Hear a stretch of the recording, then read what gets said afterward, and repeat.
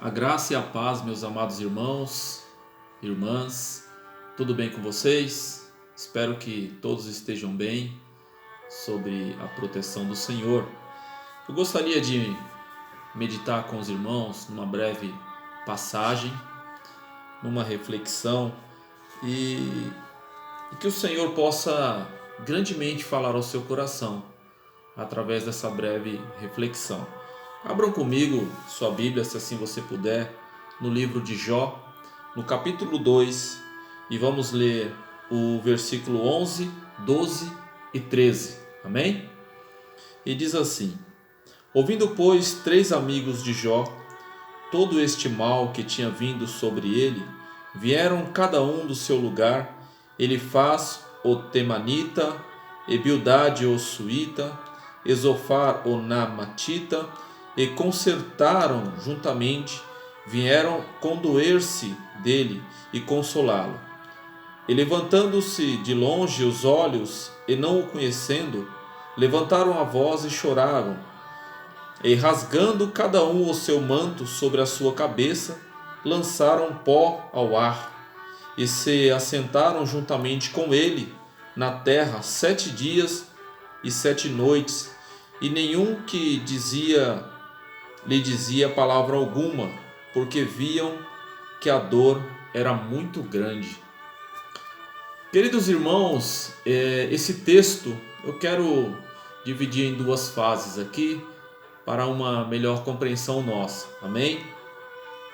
Nessa primeira fase, esses amigos de Jó, eles ficam sabendo do sofrimento do servo do Senhor e eles se levantam, e diz a Bíblia que eles saem cada um de sua terra, cada um do seu canto, e eles formam um concerto, ou seja, um acordo entre eles, e eles vão até Jó. E quando eles vão chegando próximo de Jó, eles ficam sabendo do seu sofrimento e eles vão até o servo do Senhor. Quando eles estão chegando perto de Jó, eles não reconhecem Jó, de tamanho sofrimento que o servo do Senhor estava passando. E diz a Bíblia que eles, levantando de longe os olhos, não o reconheceram, e rasgaram cada um o seu manto sobre a cabeça, lançaram pó ao ar. E ali naquele momento eles se assentam ao lado de Jó, e ali eles permanecem 7 dias e 7 noites, e nenhum dizia palavra alguma. Eles ficam em silêncio ali em volta do seu amigo, porque eles entenderam que era muito grande a dor de Jó. O que nós entendemos e aprendemos nessa situação? Essa atitude desses 3 amigos, ela reflete muito, na nossa postura diante do sofrimento do meu irmão, da minha irmã, do meu próximo, digamos assim. Nessa primeira fase, esses amigos de Jó, eles são movidos de uma íntima compaixão. Eles têm por Jó uma grande empatia, ao ponto de sentir o sofrimento de Jó. Por isso eles se assentam no chão e eles colocam-se como se estivessem no lugar de Jó. Eles rasgam suas vestes, eles jogam cinza sobre si, e ali eles ficam sem dizer palavra alguma durante 7 dias. Somente a companhia dos seus amigos. Eles entenderam que somente a companhia deles era suficiente para Jó naquele momento. Essa primeira fase reflete muito isso para nossas vidas. O que temos feito diante do sofrimento de um irmão, diante de uma necessidade, de um amigo, de um familiar ou do nosso próximo. Nessa segunda fase, digamos assim, no capítulo 3, Jó, ele abre a boca e amaldiçoa o seu dia. Então Jó, ele começa a colocar para fora toda a sua angústia a partir do capítulo 3. Ele coloca para fora toda a sua dor. E nesse momento, esses amigos, que nessa primeira fase, eles representaram uma atitude positiva diante da situação que Jó estava passando, eles agora invertem. porque eles fazem um pré-julgamento da situação de Jó. Ele diz: olha, Jó, será que você não pecou? Olha, Jó, será que não é melhor você se arrepender, pedir perdão dos seus pecados? Alguma coisa você deve ter feito. Antes, meus irmãos, esses amigos tivessem continuado calados, né, ao lado de Jó e prestando ali somente a sua companhia para o seu amigo. E Jó, ele continua falando, colocando para fora Deus, se lamentando de todo o seu sofrimento, se lamenta até do dia em que ele nasceu. E ele diz assim no capítulo 3, e o versículo 3, ele diz assim: pereça o dia em que nasci, e a noite em que se disse, foi concebido um homem. Aí nesse versículo a gente consegue resumir tamanho sofrimento daquele homem, tamanha angústia que Jó estava passando. E seus amigos nessa segunda fase, eles falham, e falham muito. Por quê?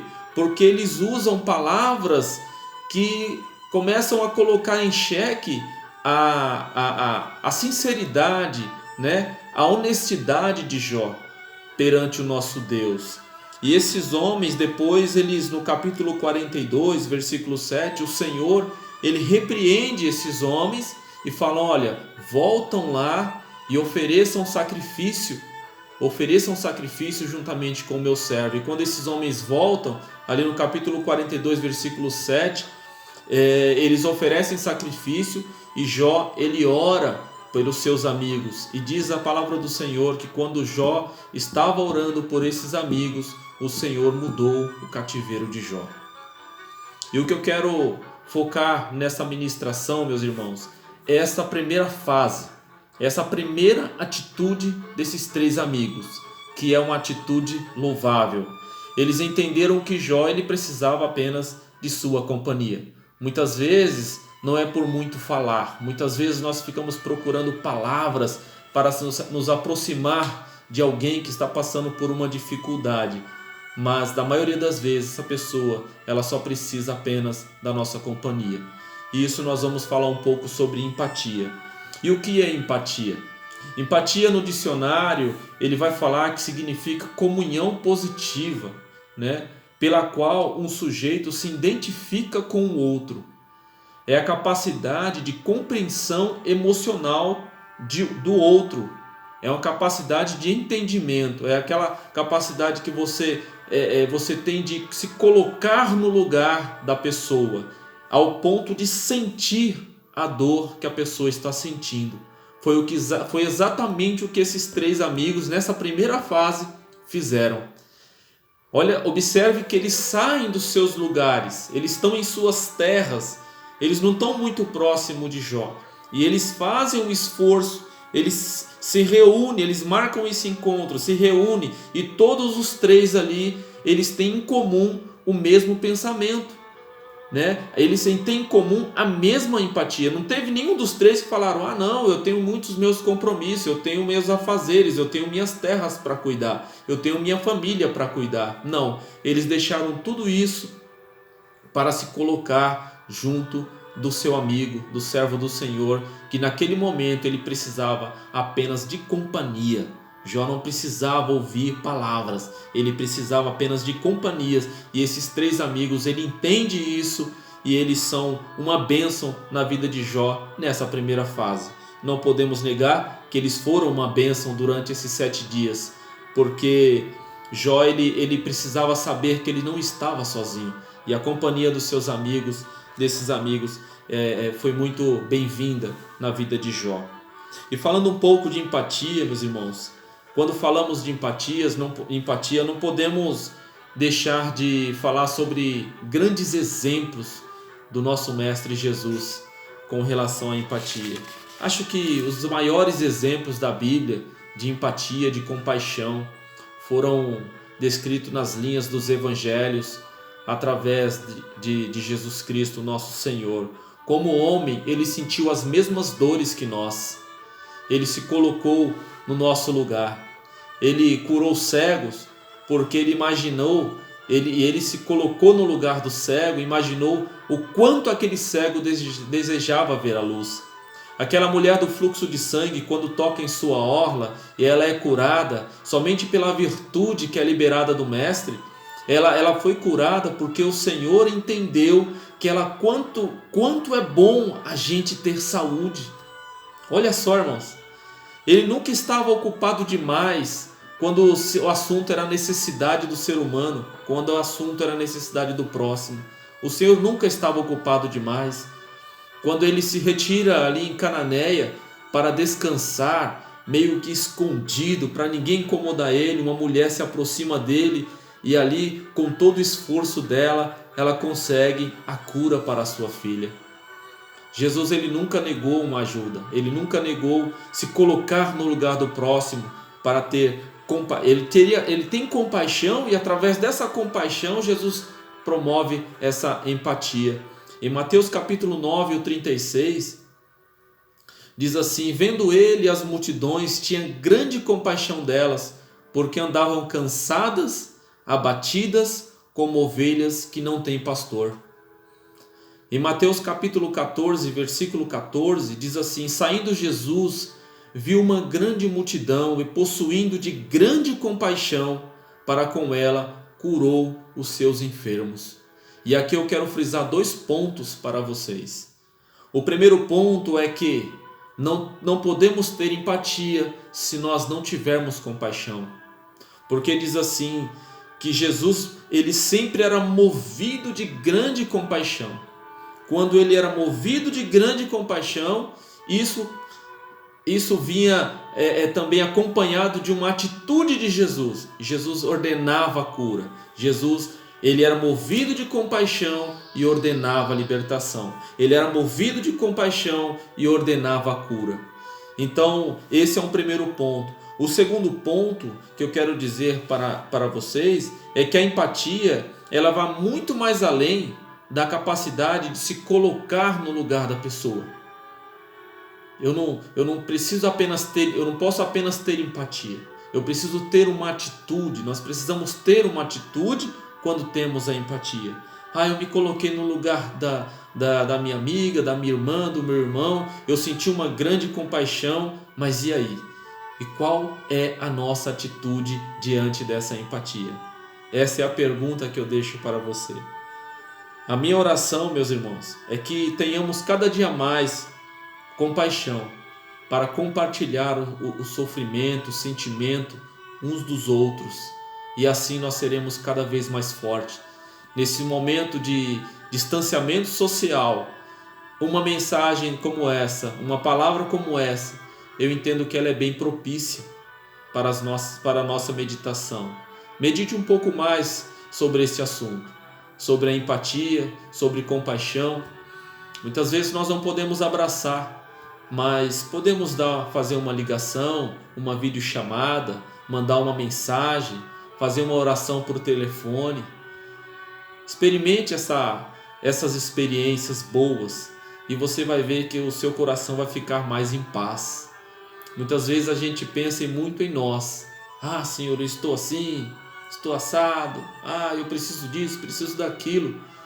Mas quando nós olhamos para o próximo, olhamos para o nosso próximo, o nosso irmão, a gente percebe que se a gente fizer algo mais, um pouco mais, o nosso coração fica em paz. Isso são experiências que a gente adquire no decorrer dessa longa jornada com Cristo, e Ele nos ensina cada dia mais. Amém? Então, que mediante esse sentimento de nos colocarmos no lugar do outro, nós possamos compartilhar melhor, a nossa comunhão, possamos compartilhar melhor tudo aquilo que o Senhor já tem nos dado. Se o Senhor tem dado a você o dom do louvor, grave um louvor, mande para aquele irmão que você sabe que está precisando ouvir um louvor. Se o Senhor te deu o dom da palavra, grave um vídeo, grave um áudio, envie para aquela pessoa que está precisando, ou então escreva uma mensagem para um irmão, para uma irmã. Vamos exercitar essa empatia, e isso o Senhor se agradará muito da nossa atitude. Amém?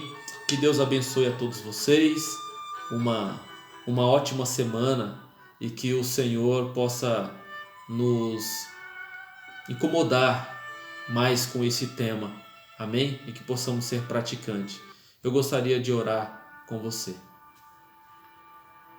Pai, eu te agradeço, Senhor, por esta oportunidade de gravar este vídeo. Pai, por esta meditação, por esse irmão, por essa família que está aí do outro lado, Senhor, ouvindo esta ministração. Que o Senhor possa tocar através do Teu Espírito Santo. Pai, que nós possamos ter empatia, que nós possamos ter comunhão. Pai, e através disso vir as atitudes, Senhor, que possamos ser mais generosos, que possamos ser mais úteis para os nossos irmãos, que possamos ajudar, Senhor, a carregar a carga um do outro, Pai, porque este é o papel da Tua igreja, este é o papel que agrada ao Seu coração. Pai, em nome de Jesus, abençoa a nossa nação, abençoa, Senhor, este planeta, Pai, que ainda tem sofrido muito, Senhor, com grandes perdas, as famílias enlutadas, Pai, que o Senhor possa consolar e que o Senhor possa nos sustentar, Senhor, e nos ajuda a vencer, Senhor. Nos ajuda, nos dá estratégia, Senhor, para vencer essa pandemia, Senhor, para vencer este isolamento social, mas que mesmo, Senhor, com todos esses distanciamentos necessários, Senhor, nós possamos manter a comunhão e nos sentir, Senhor, através do Teu Espírito Santo, próximos um dos outros, porque assim, Senhor, seremos igrejas mais fortes, Pai. Somos um corpo, Pai, e o corpo ele não fica separado, ele está todo junto. Pai, que espiritualmente nós possamos estar juntos, Senhor, como corpo e como igreja. Assim eu oro, em nome do Pai, em nome do Filho e do Espírito Santo. Amém. Que Deus abençoe meus irmãos mais uma vez e que essa palavra continue falando ainda ao seu coração. Até uma próxima, se Deus quiser.